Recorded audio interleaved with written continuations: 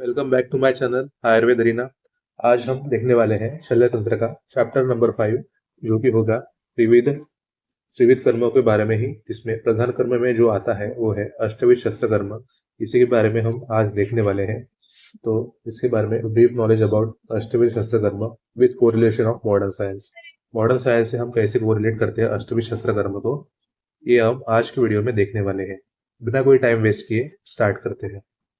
तो अष्टविध शस्त्र कर्म, नाम से ही पता चल रहा है कि अष्टविध यानी कि 8 प्रकार के शस्त्र कर्म जो कि सुश्रुत संहिता में दिए गए हैं, उसी को हम अष्टविध शस्त्र कर्म कहते हैं। तो ये 8 मेन सर्जिकल प्रोसीजर कौन कौन से हैं, एक एक करके देखते हैं। पहला इसमें आता है छेदन, दूसरा है भेदन, तीसरा है लेखन, चौथा है व्यधन, पांचवा है एषण, सिक्स्थ है आहरण, सेवंथ है इसमें विस्रावन और एट्थ है इसमें सीवन। यानी कि छेदन जो होता है वो होता है एक्सीजन, यानी कि रिमूव शल्य को रिमूव करने के लिए जो हम ऑक्सीजन देते हैं उसको ही हम छेदन कर्म कहते हैं। दूसरा इसमें आता है वो है भेदन कर्म। भेदन कर्म से क्या करते हैं, हम डिवाइड करते हैं या फिर सेपरेट करते हैं टिश्यूज को, उसको हम भेदन कर्म बोलते हैं। इसको इंसिजन भी बोला जाता है मॉडर्न में। तीसरा इसमें आता है लेखन कर्म। लेखन कर्म यानी कि स्क्रैपिंग, यानी कि सुपरफिशियल लेयर को निकालना, यानी कि कोई भी ऊपरी परत को निकालने के लिए हम लेखन कर्म यानी कि स्क्रैपिंग करते हैं। फोर्थ इसमें आता है व्यधन कर्म।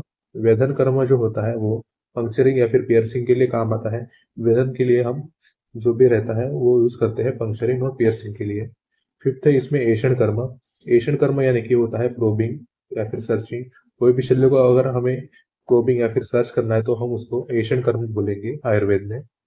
सिक्स तो इसमें आहरण। आहरण यानी कि कोई भी शल्य को निकालना है, यानी कि एक्सट्रैक्शन ऑफ शल्य, उसको ही हम आहरण बोलते हैं।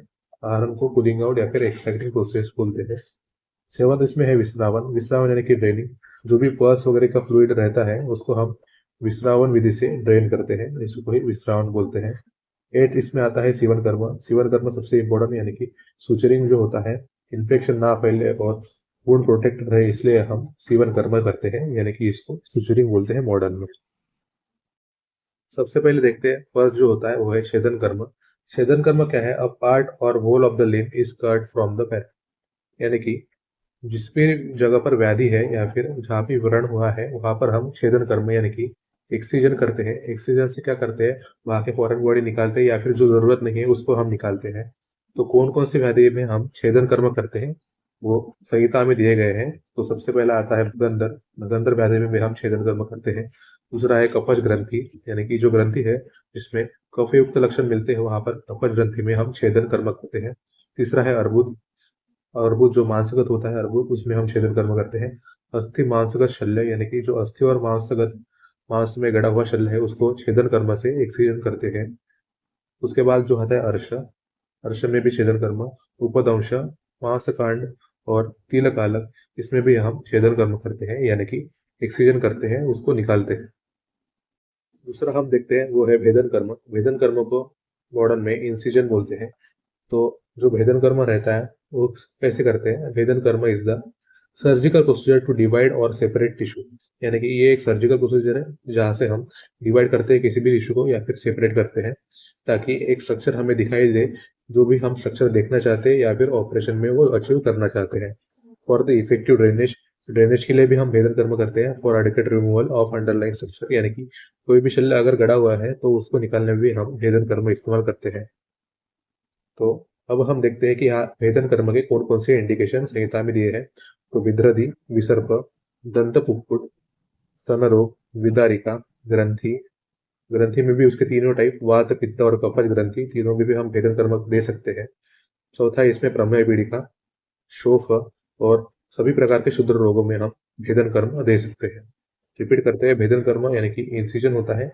इंसिजन हम कहाँ कहाँ देंगे, विद्रति, विसर्प, दंत पुक्कुट, स्तन रोग, विदारिका, ग्रंथि, तीनों टाइप की ग्रंथि, सभी टाइप के शुद्र रोग, और जो प्रमेय पीड़िका और शोक रहता है यानी कि मांसगत, उसमें हम भेदन कर्म दे सकते हैं। तीसरा कर्म जो होता है वो है लेखन कर्म। लेखन कर्म को हम स्क्रैपिंग बोलते हैं मॉडर्न में, जो कि सुपरफिशियल लेयर को रिमूव करता है। लेखन कर्म is the surgical procedure to remove tissue by scraping, यानी कि टिश्यू की एक लेयर ही निकालना स्क्रैपिंग से, उससे हम लेखन कर्म करते हैं। तो लेखन कर्म के इंडिकेशन कौन कौन से हैं, तो जो रोहिणी व्याधि होते हैं आयुर्वेद में, यानी कि वात पित्त कफज और संधिपातज, चारों टाइप की जो रोहिणी रहती है उसमें हम लेखन कर्म करते हैं। दूसरा है उसमें उपजीविका। उपजीविका में भी हम लेखन कर्म करते हैं। दंत वैदर्भ इसमें भी करते हैं। ग्रंथि जो कि मेदज प्रकार की होती है, मेदज ग्रंथि, उसमें भी हम लेखन कर्म करते हैं। अधिजीविका और मंडल, ये दोनों व्याधि में भी हम लेखन कर्म दे सकते हैं।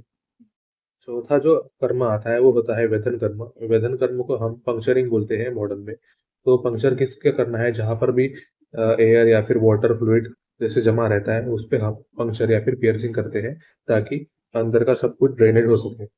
वेधन कर्म is the surgical procedure to puncture और पियर्स स्ट्रक्चर, यानी कि एक स्ट्रक्चर है वहां पर हमें पियर्सिंग करना है या फिर उसको पंक्चर करना है, तो हम वेधन कर्म यानी कि पियर्सिंग करेंगे।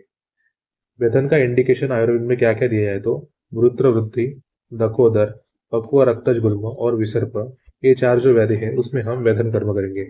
मूत्र वृद्धि में जहाँ पर हाइड्रोसिल भी बोल सकते हैं, उसमें हम वेधन कर्म करेंगे। दकोदर यानी कि जो असाइटिस में आता है उसको हम वेधन कर्म करेंगे।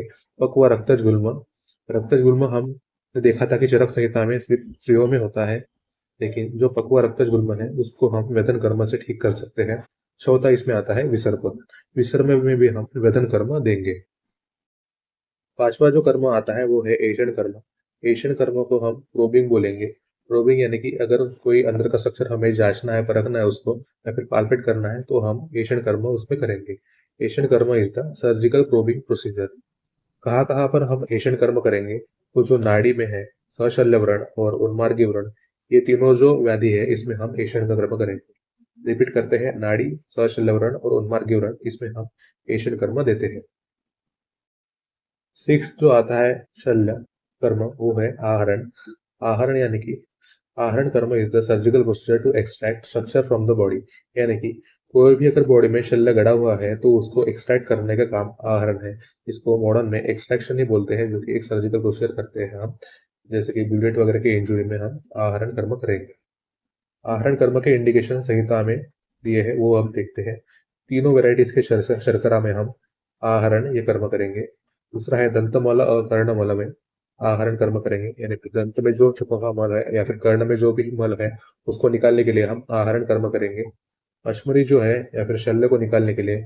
और जो मूढ़ गर्भ इंपॉर्टेंट है, इसमें एमसीक्यू आता ही है, तो मूढ़ गर्भ में हम आहरण कर्म करेंगे। तो ये कुछ डिसीजेस हो गए जहाँ पर हम आहरण कर्म करेंगे। तीनों प्रकार के शर्करा, दंतमल, कर्णमल, अश्मरी, शल्य और मूढ़गर्भ, इसमें हम आहरण कर्म करते हैं। सातवां जो कर्म होता है अष्टविशस्त्र कर्म में, वो है विस्रावण कर्म। विस्रावण कर्म क्या है, तो is the surgical procedure to drain liquid from a particular site. यानी कि जहां पर भी पर्टिकुलर साइट पे अगर लिक्विड का फॉर्मेशन हुआ है या फिर पस फॉर्मेशन हुआ है, उसको ड्रेन करने के लिए हम विस्रावण करते हैं। इसको मॉडर्न में ड्रेनिंग भी बोला जाता है इस प्रोसेस को, जिसको हम विस्रावण बोल रहे हैं आयुर्वेद में। और विस्रावण is the surgical procedure to drain liquid from a particular site. तो हम कहाँ कहाँ विस्रावण करेंगे, तो सबसे पहले आता है विदृति और विसर्प, इन दोनों में भी हम विस्रावण यानी कि ड्रेनेज करेंगे। दंत कुक्कुट, इसमें भी करेंगे। शूद्र रोग में भी हम करते हैं। स्तन रोग, विदारिका, कुष्ठ, इन सभी में भी हम विस्रावण या कर्म करेंगे। ब्लड वाइटेड बाय टॉक्सिस, हमने देखा ही था कि रक्त मोक्षण में हम ब्लड को निकालते हैं, तो वो भी एक विस्रावण का प्रकार ही हो गया। रक्त मोक्ष को भी अश्रुक विस्रावण या फिर रक्त विस्रावण बोलते हैं। इसमें बाद आता है कृमि दंत और दंत अवशिष्ट, तो इसमें भी हम विश्रावण ये कर्म करेंगे। आठवां जो अष्टविशस्त्र कर्म में आता है वो है सीवन कर्म। सीवन कर्म को मॉडर्न में सूचरिंग करते हैं। तो सूचरिंग मॉडर्न में बहुत सारे टाइप से रहते हैं। एक जो स्ट्रेट सूचर रहता है, एक ब्लैंकेट टाइप सूचर रहता है। ऐसे ही सीवन यानी कि सूचरिंग के टाइप्स है, तो हम नेक्स्ट वीडियो में देखने वाले हैं। तो जो सीवन कर्म रहता है उसके कोई इंडिकेशन सबसे पहले देखते हैं। तो डिसीज ऑफ मेदा यानी कि जो भी मेदोज विकार होते हैं उसमें भी हम सीवन कर्म करते हैं। भिन्न भिन्न सुलिप्त व्रण यानी कि जहाँ पर भी हमें अलग अलग प्रकार के व्रण मिलते हैं और उसकी पोजीशन अलग अलग रहती है, तो भी हम उसमें सीवन कर्म करते हैं। सद्यो व्रण यानी कि नया नया जो गुण है अगर लगाया है तो उसमें भी हम सीवन कर्म करेंगे। Wounds around the movable joints यानी कि जो भी मूवेबल जॉइंट्स के अराउंड वुड हुआ है तो उसमें भी हम सीवन कर्म करेंगे। तो ये हो गए अष्टवी शस्त्र कर्मों के इंडिकेशंस और उसकी डेफिनेशन। मॉडर्न से भी हमने कोरिलेट कर लिया है उनको। ऐसे ही हमारे चैनल पर बने रहिए। आयुर्वेद अरेना को जरूर सब्सक्राइब कीजिए। वीडियो पसंद आया तो लाइक कीजिए और दोस्तों के साथ शेयर करना बिल्कुल ना भूलिए। Thank you for watching Ayurveda arena.